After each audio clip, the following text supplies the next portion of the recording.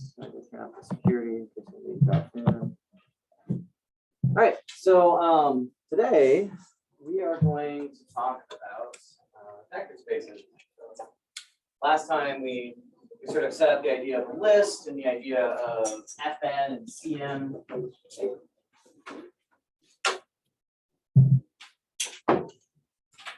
So we're going to take the ideas, the goal of today is to kind of take the ideas of working in the n-dimensional complex numbers or the n-dimensional real numbers and extend those ideas to be about abstract vector spaces instead.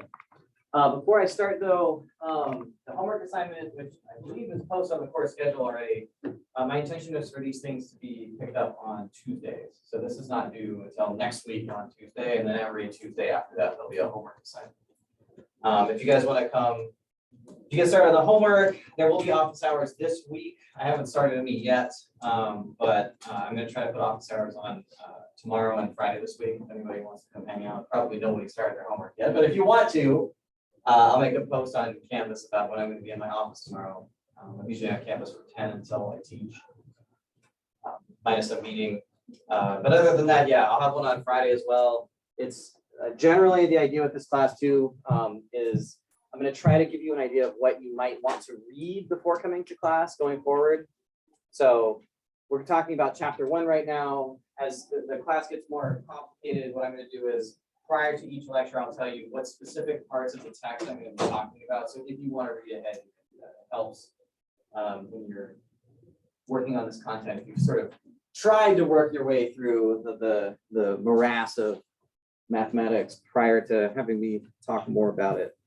So any questions about anything before I start? Okay.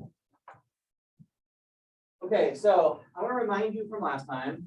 So I'm going to pick up some definitions from last time. So I want to remind you guys that like of the things that we defined last time, we defined a list, which was a finite collection, finite ordered collection.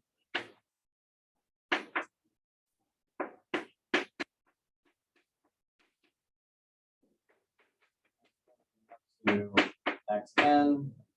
I didn't point this out last time, but normally we refer to the entry xj as the j coefficient.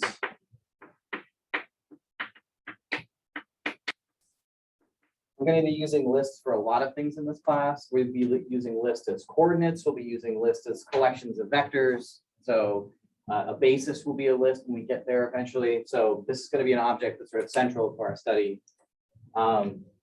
The other thing that I didn't expressly point out that I want to is that this symbol means two different things. And you're expected, or Axler expects you to figure out from context what it means here, right? So 0 is on the one hand, a list of n zeros. On the other hand, 0 is just regular old scalar. And context determines which version of 0 you're looking at. Okay, we're going to be using this idea today. So the last thing we did last time was we talked about Rn and Cn. And we noted, so these are called Euclidean space.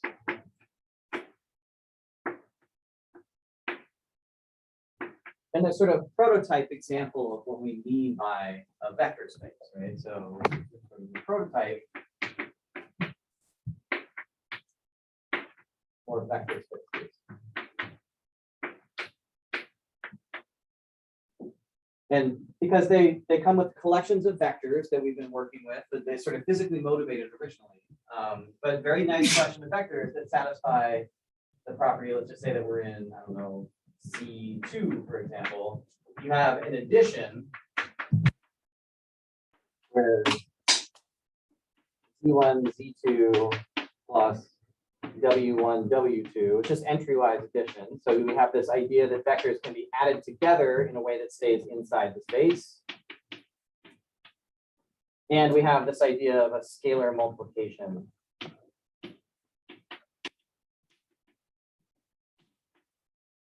It's not the only thing that's a scalar multiplication, which is what we're driving at today, but it's the natural scalar multiplication where you take some scalar C and you multiply it by a vector by entry-wise multiplication. So this is the basic structure of Euclidean space. We have coordinate lists that identify the vectors we're working with. We have two operations that we combine these vectors with, addition and scalar multiplication. And that structure is what we want to generalize when we're talking about abstract vector spaces. So the first thing we're going to do to make this more abstract is we're going to start with a set V.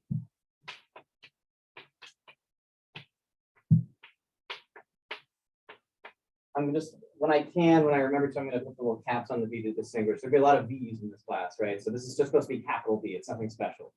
I want to be able to use lowercase v for vectors, and I don't want to be confusing. So we're going to start with a set V. Start with a set V, and addition on V is a function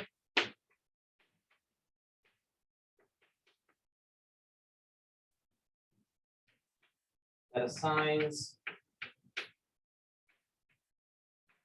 an element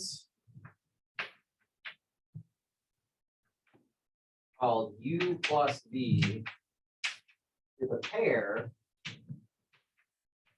UV, not to the pair, to any pair, UV contained inside V. That's it. Addition is just a way of combining two elements to get a new element. I haven't put any other structural conditions on it. Two elements go in, one element comes out. A more formal way of writing that is an addition acts on the, if you've seen this in other classes, I'm going to write this quickly. This is not part of Axioms notation, but I think it's more clear. You take an element from V and an element from another V and you mash them together and an element of V comes out. And the rule for the function is if you have a U and a V, they get sent to U plus V. So the function notation for addition is this. Okay.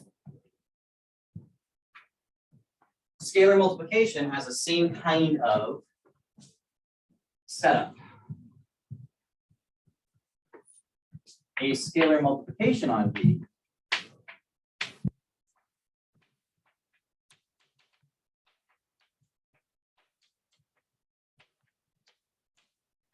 again, be an abstract system set.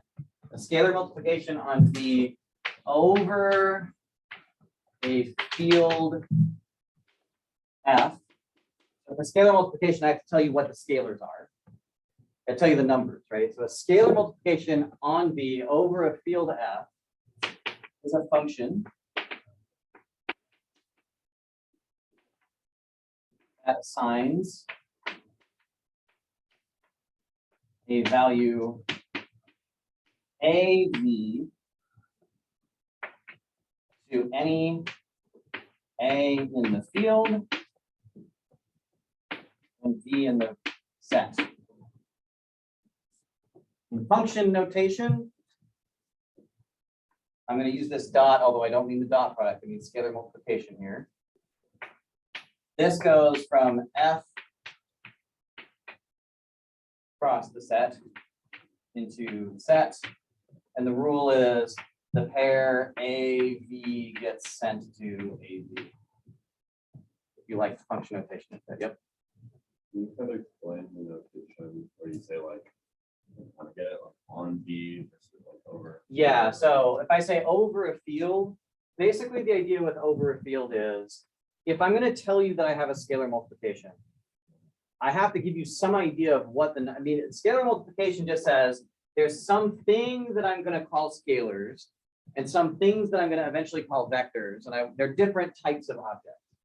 So if I say over a field, I'm telling you when I do the scalar multiplication, over a field means where the scalars actually came from. So it's going to turn out to be the case. This is a good question, and it needs to be specified. So I could think of, for example, I could think of, I'm going to give the game away a little bit, but if I think of vectors, of vector space, well, just think about this. In Rn, what are the scalars in Rn? What is this what is this a vector space over? Right? What I mean is if I take linear combinations of these, if I have, say, V1 is equal to 1, 2, and V2 is equal to 3, 4, what sort of numbers can I put in front of those vectors? Real numbers, complex numbers, fractions, right? You might say, oh, well, I want to do real numbers. So Rn is a vector space over R, because when I construct scalar multiplication in this setting, if I write down C times V, I mean that's a real number. So over the field means these scalars that I'm using and the sort of like the things that can be produced by dot products, the things that can be multiplied in come from this field, right? So for example, this is a legal move. If I have this is a legal move, if I think of it being sitting in Rn over R, I can make scalars come from this field and vectors come from this one. But in that same setting, if I wrote down 2 plus I times 1, 2, that's an illegal move if I'm in Rn over R because the scalar is from the wrong field, right? So I can't do that. In this would only make sense if I was thinking about Cn over C. You can't have Rn over C. You can actually do Rn over C. That's still, but the problem if you do that is, if you do Rn over C, the things that come out the other side might not have real numbers in them. And so you're trying to be consistent about the objects that are produced. Yep. With the first equation, do you need like legal under C? Absolutely, because the real numbers are included inside the complex numbers. And so this is one of the reasons why complex numbers get used, is because the complex numbers contain everything that this has in it. Okay. Right. So like real vector spaces live inside of complex vector spaces. Yep. Why is V a set and then like? Oh, because this I'm just claiming we haven't even defined a vector space yet. I'm going ahead slightly to clarify what's happening with the scalar field. I haven't actually told you what a vector space is yet. Where I have to tell you what the rules of arithmetic are to tell you how a set turns into a vector space. Okay. We haven't quite done that yet. And it's going to turn out to be the case that Rn under our definition is a vector space. And then how does the field relate to vector space? The field is just where the numbers, every vector space, I want to be able to add vectors together, right? Ultimately, what I want to be able to do, the motivation for all of this, is that what I want to be able to do is have statements like this make sense. I want to be able to take C1 V1 plus C2 V2. This is really the goal of vector spaces, is I should be able to add two vectors together and multiply them by two different numbers first. This is called a linear combination, right? And I have to be able to specify what these numbers are allowed to be. Are they integers? Are they rational numbers? Are they real numbers? Are they complex numbers? I have to be able to say the scalars came from somewhere. And the reason that we use the object, so this is something that you'll see in like an upper division algebra class. A field is just something where arithmetic works the way that you think it should. Things have multiplicative inverses, addition is consistent, the distributive property holds. You just want this object where the numbers to come from to be arithmetically consistent. Yep. What fields are involved with C1, V1, C2? Well, I haven't specified. I haven't told you yet. Okay. Right? I'm saying that this is the sort of thing we want to be able to make sense of, right? But in order for this to make sense, I have to tell you what the definition of a vector space is first. Okay, this is where we're going, but I haven't given you the details because we're not there. Anybody else? Yep. Can you re-explain how to read the notations again? Okay, so this particular notation, Yeah, that and the plus. this one. says that this is that I'm saying the scalar multiplication I'm representing with this dot. And what the dot is saying is it takes an input where one of the inputs comes from the as a number and the other is going to be a vector. And you combine the number and the vector together and a vector comes out the other side. I haven't told you any of the useful rules of scalar multiplication yet. I'm just saying it's a thing. You give me a number and an element of a set and boom, I stick them together. I've told you nothing about what this notation is, just what the input and output must be. Okay. As an example of one of these, just think of C times V in R2 is C times V1, V2 is equal to CV1, CV2. That's an example of a function that would be a scalar multiplication because it takes in a constant and a vector and it twists them together into a new object that I call CV. This is the rule for making this. What I've left out here is what the actual rule is for generating this object. Because I'm trying to describe all of the scalar multiplications at the same time. Okay, so we're going to get more precise about this. This is just the sort of the skeleton of where we're going, but I haven't told you anything about what the multiplications are yet. All right, where? Oh. Okay, so a set V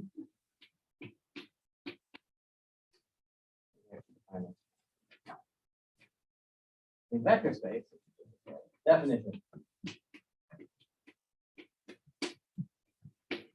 A vector space is a set V along with an addition and a scalar multiplication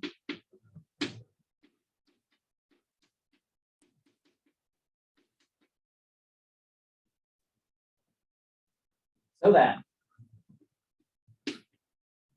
we have all these properties. We want algebra to work, we want arithmetic to work. So we're going to say, if I'm going to say something has an addition or a multiplication, I don't really care what it is, but it better follow the rules of algebra. So we need all these, there's going to be a bunch of properties to show, that we show in order to argue that something is a vector space. First, commutativity holds. Sorry, the whole point of this is we're trying to construct a general object that holds these guys inside of it. It follows the same rules as sort of a regular Euclidean space. So we're trying to strip away Euclidean space, but leave the map behind. So the addition that I propose, it had better be the case that U plus V is equal to V plus U for all U and V and V. My addition had better be commutative. It's not a vector space. 2. Associativity. And this comes in 2 flavors. The first flavor of associativity is that if I start adding vectors together, it shouldn't matter what order I add them in. Kind of a cruddy version of addition if associativity doesn't hold. But there's another associative rule, I should say here. Let's put for all, which you're going to be careful with quantifiers in here. For all V, UV, and W. That's one of the associative properties. Actually, yeah, I think that's all we need.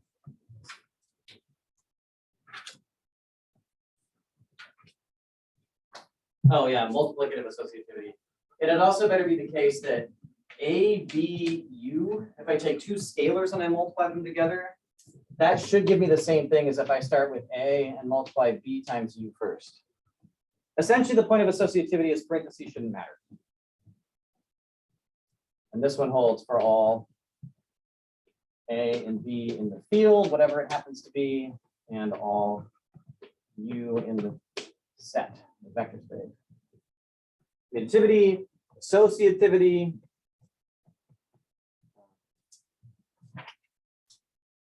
Three, there had better be an additive identity.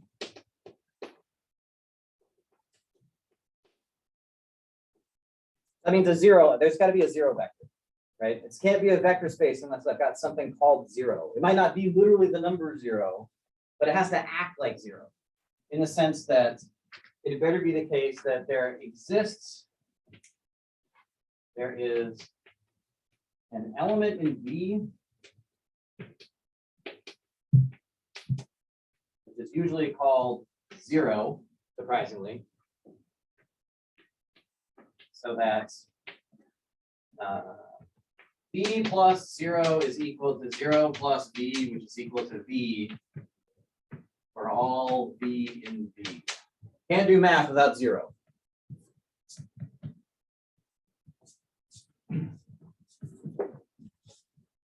And as soon as you have an identity, you have the idea of additive inverses, which is the fourth property. Vector spaces must contain additive inverses. For all V in V, there is a unique element,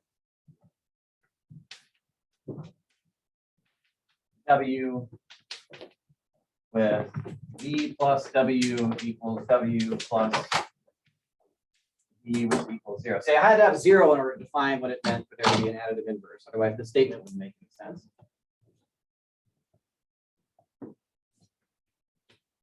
You might think, as I write these properties down, that all I'm doing is writing down the same rules that exist in Rn. The idea is that's true, but we're trying to pull out the ideas that are the most important ideas about Rn so that we can apply them to sets that are not just regular old vectors. Multiplicative identity.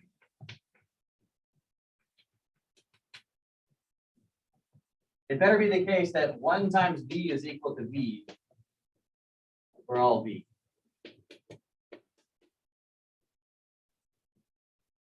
Finally, the one thing, oh, yep. For the additive identity, you Yep. said that the additive identity does not necessarily have to be like a list of zeros. It but doesn't. It has to be something that represents it. What- It has to algebraically act like it. Uh-huh. That's what I mean. So like, for example, one of the things that we're going to see as a vector space is the space of all polynomials. Yeah, right? So the 0 in the space of all polynomials is the function that's identically equal to 0. That's not the same thing as saying the number 0, and it's not the same thing as saying a list of zeros. But if I take some function f of x and I add the 0 function to it, I mean, the 0 function is not the number 0. If you graph the 0 function, it would just be a flat line that stayed on the x-axis, right? It's an object that is not a list of zeros, and it's not the 0 scalar. I guess what I'm after here is f of x is equal to 0. This is an object that has an interpretation as a function, right? Yeah. But if I took the 0 function and I add it to any other function, I get the function back again. So it's not a 0 scalar and it's not a 0 list of elements, but it still has the arithmetic property of not changing things it's added to. Okay. And you can build these spaces, and we will. There's some exotic ones where it's actually the way that you define the addition makes it, this is expressly doesn't even involve 0 at all. So something acts like the number 0, but it's not actually involved. It doesn't involve any zeros. It just has the property that doesn't change things when you add something to it. Yep. So yeah, so in more exotic settings, so for us, the one that we're looking at is either going to be the real number 1 or it's going to be the scalar number 1. But yeah, it could be the case that the scalar multiplication I set up, the thing that gets multiplied by v might not actually be the number 1. Now that's not usually the way we do it, but like mathematicians like to abstract things to absurdity. So yes, it could be, these are just symbols that stand for elements that do what we want. Yep. You said that with all these, you're like building an object. Yes. Is the object the building a vector? It is, because so what we're doing, so the whole goal of all of this is to make something that acts like vectors in Rn. So we have to have a collection of objects we call vectors. We have to have things we call scalars, and algebra had better work on it, or what's the point of building any of this? So the vector space is an abstract object that we're supposed to be able to do algebra with. Right? So the examples that you might keep in the back of your mind of things that are that act like this, I'll put it over here to the side, which is on camera, but I'm out of room. So examples that you should keep in mind, Rn and Cn are going to turn out to be vector spaces with regular like entry-wise addition and scalar multiplication. We're going to define something called the polynomials over F. That's a vector space. So the space of all polynomials, right? Where you use polynomial addition and distributive property to define the scalar multiplication and the addition. So collecting like terms. And then so these are the polynomials. And then the last one is something like M2 of F. So 2 by 2 matrices. This turns out to be a vector space if you do entry-wise addition of the matrices and then you multiply the scalars in. So this is a vector space, this is a vector space, this is a vector space. If you want a more exotic example to have in your head, the set of continuous functions with function addition and function scalar function multiplication. This is a more exotic vector space, but this is another thing to keep in mind. All of these objects, the point of this structure is all of these have the same basic behavior. They have different names and like that we use them in different ways, but they all act like vector spaces. So we're sort of collecting the study of all of it. Yep. So like it's a good question. So the rules were decided by the sort of base evolution of the subject over years, and by people deciding what is the minimum you need to do all of this at the same time. If you strip any of this stuff away, you get different. There's other things that are not vector spaces that follow fewer of these rules, and you can put more rules on them, and they turn into other things. So vector spaces are basically just what is a common way of describing these, and then as you go up in math, you'll either take some of these rules away or add new ones on to get different sorts of collections of objects you can work with. All right, the last one is nothing in what we've done so far involves the scalar multiplication and the addition interacting with each other. Right, I said over here that what we were after was to be able to do linear combinations, which involves a combination of addition and scalar multiplication, but I haven't said anywhere how to do that. And that's the job of the distributive properties.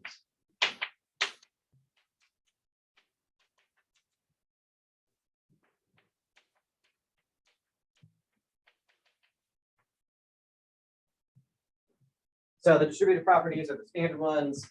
A times u plus v is equal to au plus av for all a in your scalar field and all u and v in your vector space. So you should be able to distribute scalars over vector addition, and you should be able to distribute scalar addition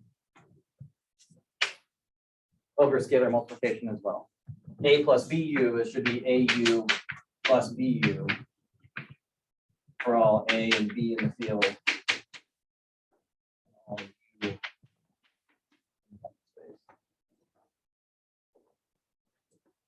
So the basic rules of algebra. It wouldn't be useful to be able to construct things that we call vector spaces to solve problems or to study solutions to differential equations if I couldn't do algebra in these settings, right? So these are here specifically so that we can collect stuff that acts basically like Rn. Yep. What's that curly A focusing below the A? This? Yeah. Oh, that's right. All right, I fell into bad habits for a second there. Yep. So you're defining a vector space here. So are these kind of like axioms? These are the axioms of the vector space, yes. So then this like second one, can you like infer that from like associative or commutativity? You can't because I haven't given you the way that I haven't given you a way to force this interaction to go over the scalar multiplication, right? That's the issue here. I mean, there's probably an argument to be made that some of these follow from some of the others if you cut them out, but we're trying to be as, that was a good question. I actually don't know the answer. I suspect you need this because you haven't been told formally how this twines with that, but it may derive from it. I mean, an extra axiom never hurts. Okay, and that's it. This is what a vector space is. A vector space, and thematically what I want you to think about a vector space is, a vector space is a collection of objects that acts well with respect to linear combinations. All of this is intended to make it possible. So V acts well with respect to linear combinations. That's basically the whole point of all of this structure. And many things that we study act well with respect to linear combinations, right? A power series is a linear combination. Yep. A quick refresher, what's a linear combination? Linear combination, we're gonna be spending so much time in this class talking about linear combinations. I will remind you, C1 V1 plus C2 V2 up to Cn Vn is a linear combination of objects. Basically numbers times vectors and pile them all up together, right? So the easiest possible type of linear combination you should have in mind is something like 2x plus 3x squared. That's a linear combination of x and x squared.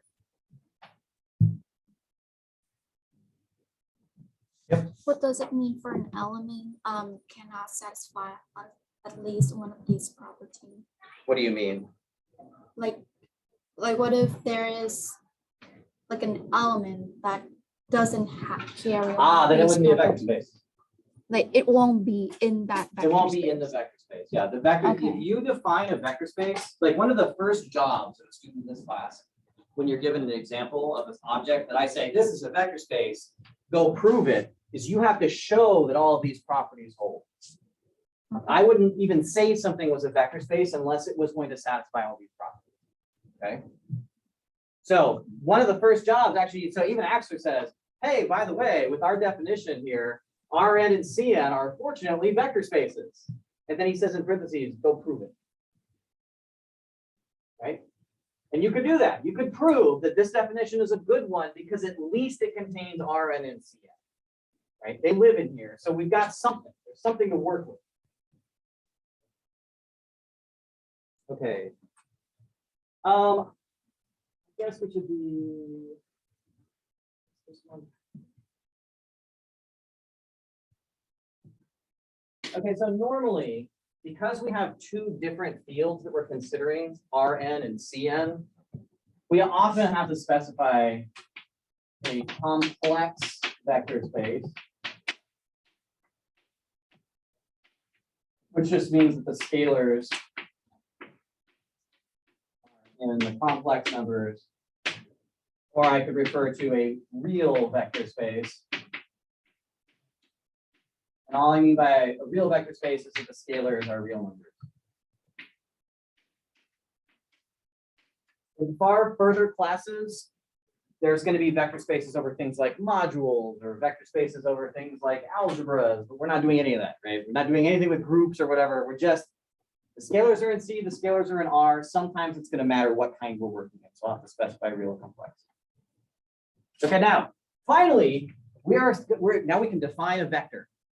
All this work and we can define what a vector is. A vector is an element of a vector space. I already said, but I'm just so amused by this. That's it, nothing else. No arrows, no nothing. I build a vector space, it follows all these rules. Anything in V is just called a vector.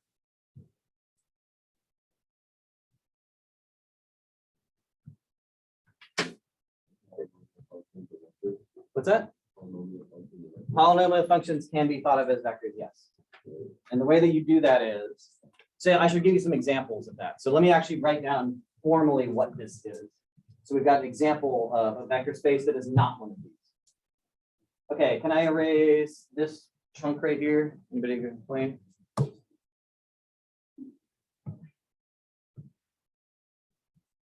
Okay. The hardest part about working with functions as vectors is divorcing yourself from the idea that we're ever going to evaluate the functions. We're not. They're not going to be evaluated. So we're not plugging numbers into them, and you can't think of them as objects that have graphs attached. Okay? They're just lists of symbols on a page. Okay? So a polynomial with coefficients in F, polynomial of coefficients of F is just, I mean, I'll say function here, but be careful because I'm never evaluating it. I'm thinking about it as a formal object. P of X is equal to A naught plus A1X plus AN X to the N, where AI is an element of the field. The coefficients just come from wherever the field. That's all a polynomial is. Not fall prey to the temptation to put numbers in here. I think that in the background there's something about the way graphs are being added together. All this is a structure that stores information in the numbers we attach to the powers of X. All it is.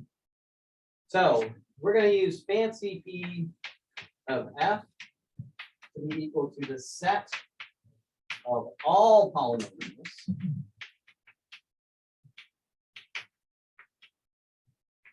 with coefficients.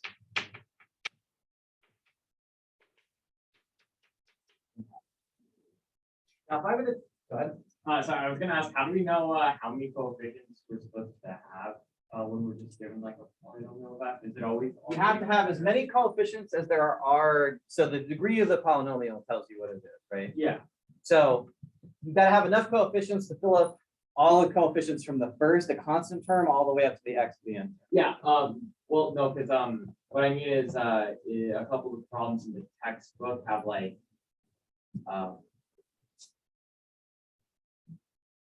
what was I saying? That's Oh, how I it was asking how do we notate polynomial specific degrees? Ah, okay, so normally that's like, so that's going to look something like, so I might write P2F. It might be the set of all objects A0 plus A1x plus A2x squared, where AI comes from polynomials of degree 2 or less. Yeah, polynomials of strictly degree 2 are actually not a vector space. It's one of the classic exercises in linear algebra.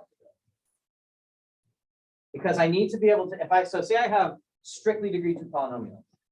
Is it possible that if I take any 2 degree 2 polynomials and I add them together, am I always guaranteed to get a degree 2 polynomial back out the other side? Can somebody exhibit an example of where that fails? Yeah, there's one, yeah. You just take a polynomial and add it to its negative, you get something that's degree 0. The number is 0, right? So you just say the constants, if the A's are the 0. That would, as soon as you make that specification, you've made it a vector space. But the problem is that if I'm going to claim that something is a vector space, I have to remember addition is supposed to put the objects into the same space that you started with, right? Addition is supposed to take 2 elements and put them back into the space, into the set they began in. So if you take 2 degree 2 polynomials, say I'm going to just look at degree 2 polynomials and I'm going to combine them together, like x squared plus 1. That's a perfectly good element in the polynomial, right? And I add it to minus x squared plus x. That's degree 2. That's degree 2. But when you combine those, you get x plus 1, which is degree 1. So you've actually left the set. You started with degree 2 polynomials, but you've got a degree 1 polynomial on the side. So when you specify this, you actually need polynomials of degree 2 or less to capture this kind of behavior. It's possible to combine things of degree 2 into things that are of lower degree, because things might cancel. Okay? Yep. Axler does not put closure in the axioms. They're implicit in his definition of addition and scalar multiplication. So let me point that out. It's one of the real failings of Axler's setup. So lurking in the background of all of this idea that I'm talking about here, where we want things to stay in the space that they started in, that's called closure. Closure is the idea that if you add 2 things, if you start with 2 elements in the vector space, that when you add them, you better still be in the vector space, because otherwise you've left, right? If you add 2 things together and you're out of the set you started in, it's not closed, you've left it, right? And the same thing with scalar multiplication. I want it to be the case that AU is in V for any A in F and U in V. And most textbooks actually specify these as additional axioms. Axler puts it in the definition of addition and scalar multiplication that he wants it to be closed. But most approaches to vector spaces say a vector space also requires that the addition is closed and that scalar multiplication is closed. You don't leave the set somehow by adding things together. And that's what shows up here. If you wanted your set V to be degree 2 polynomials, and you take 2 of them and add them together and get a degree 1 polynomial, you've left the set. So it can't be a vector space because it doesn't add into itself. All right. All right, so let me actually specify here if I'm going to claim that the polynomials are a vector space, I should probably tell you what the addition and scalar multiplication are. So, anyway, yeah, so P of F is a scalar, or is a vector space. I'll tell you the operations. You guys will probably have to prove this. So P of F is a vector space if, or under, F plus G of X, the combination of two polynomials, is just regular old combining of like terms. The combination of two elements in P is just gotten by regular polynomial addition. And scalar multiplication in P of F is just gotten by taking the scalar and multiplying it by the function. Nothing fancy, but I have to tell you how to combine the elements in order to say that something is a vector space. It's important that I specify the operations. And so with these operations, this is a vector space.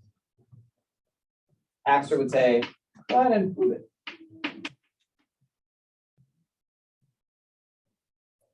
All right. Okay, so those examples you should carry in your head, because especially the polynomials, because the polynomials give you a non-trivial example of things that don't look like Rn. Although secretly, we'll find out later on that they are secretly Rn, but yeah. So is x squared plus 1 and negative x squared plus x, are those both elements of a vector space? They are. And So they just can't be in the same vector space? no, so what I'm saying here is this. So this, if I take the set, if I let B be equal to the set of all polynomials, certainly adding polynomials always gives another polynomial, and scalar multiplying a polynomial always gives another polynomial. So under these operations, this is a vector space, right? This is fine. If I say V is equal to polynomials of degree 2 or less, this is a vector space, because if I add 2 degree 2 polynomials together, I'm always going to get a polynomial out that's of degree 2 or less. And if I scalar multiply a polynomial of degree 2, it stays degree 2 or less. So this is a vector space and this is a vector space. If I let V be equal to the polynomials of exactly degree 2,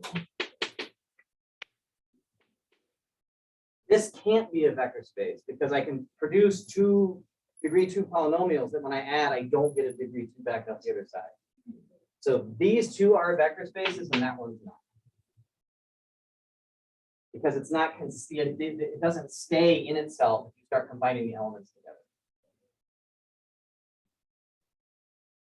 Yep. Can you re-explain that? Like why? Well, because I added 2 polynomials of degree 2 and I got a polynomial of degree 1. There's a polynomial of degree 1 in here? No. So it's not closed under addition. I have to stay in the space that I start in if I start combining things together. Yep. No.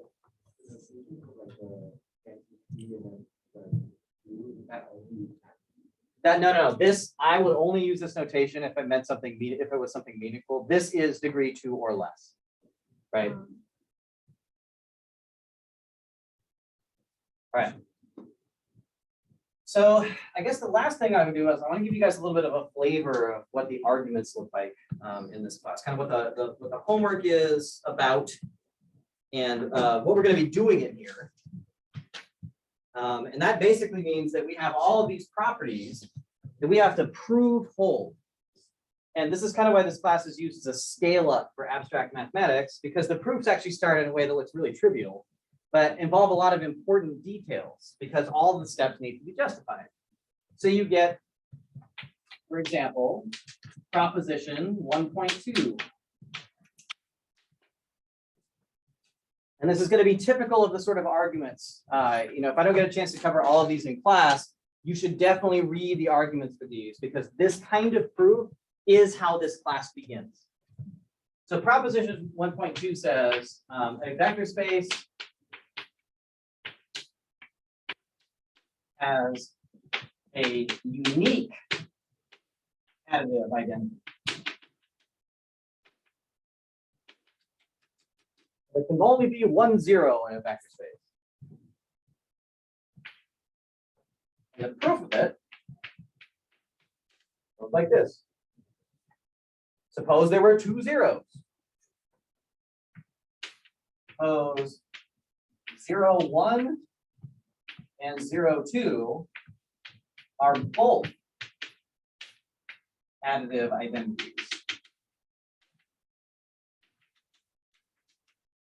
In V.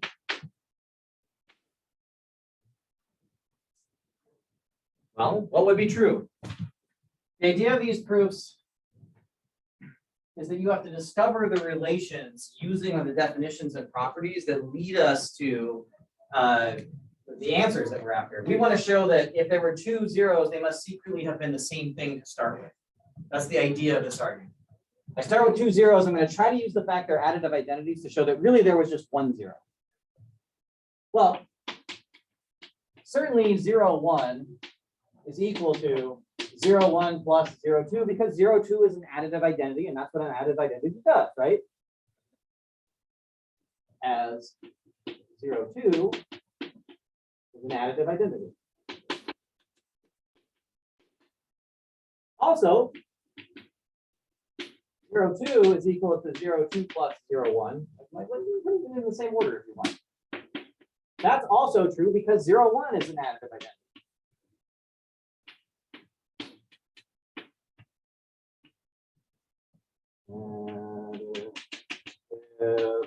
Identity. So I can 0, 1 is obviously equal to 0, 1 plus 0, 2 because 0, 2 is 0. 0, 2 is equal to 0, 2 plus 0, 1 because I can just throw in a 0, 1 into anything I want because it's also an additive identity. But now 0, 1 is equal to 0, 1 plus 0, 2, which is also equal to 0, 2. They're both equal to the same thing. So it must have secretly been the case that they were always equal to each other. This concludes the proof that there's only one additive identity, because if there were two different ones, secretly they were the same. 0 is unique. So the additive identity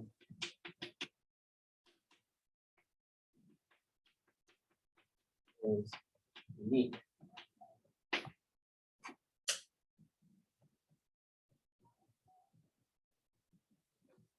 And this is the kind of like when you're starting to write these propositions for the first time, this is the level on which these arguments are going to go in the first couple of homework exercises.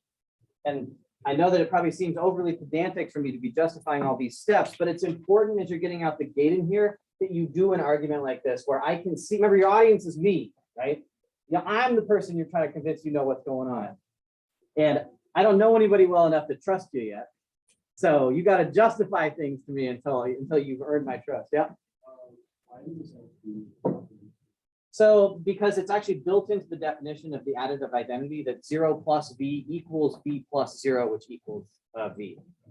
Right. So you could have added like cited commutativity here if you wanted to. It wouldn't have hurt anything to do that. Is there a hand up over here that I missed? All right. Okay, now I'm going to give you one more of these before we go, which I think has a lot of the flavor inside of it. Where did it go? Oh my God, I've got so many pages, and they're all out of order. Oh,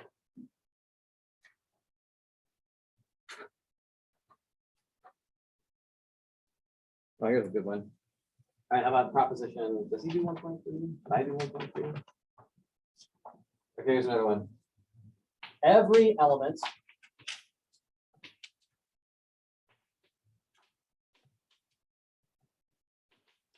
in V has a unique additive inverse.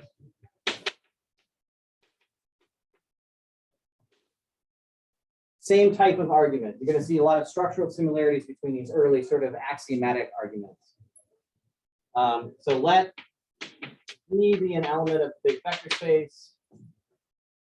Suppose that V has two inverses. Suppose W and W prime are both inverses. Additive inverses. We can use basically the same argument.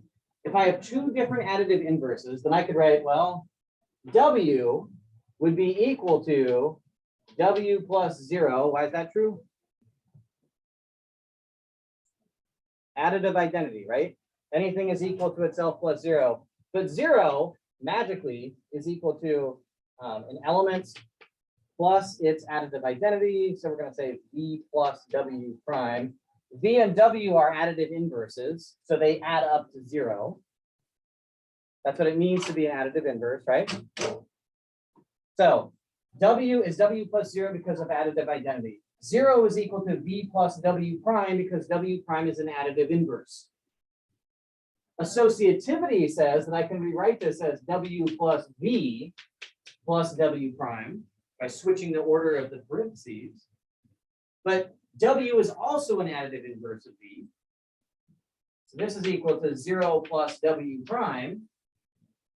These are additive inverses also. But 0 plus W prime is the same as W prime because 0 is the additive identity.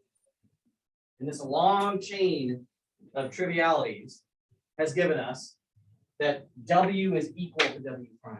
So we started by saying, suppose we had two different identities, secretly the entire time they were the same thing. Okay? So what I want you to do is I want you to read the rest of these propositions.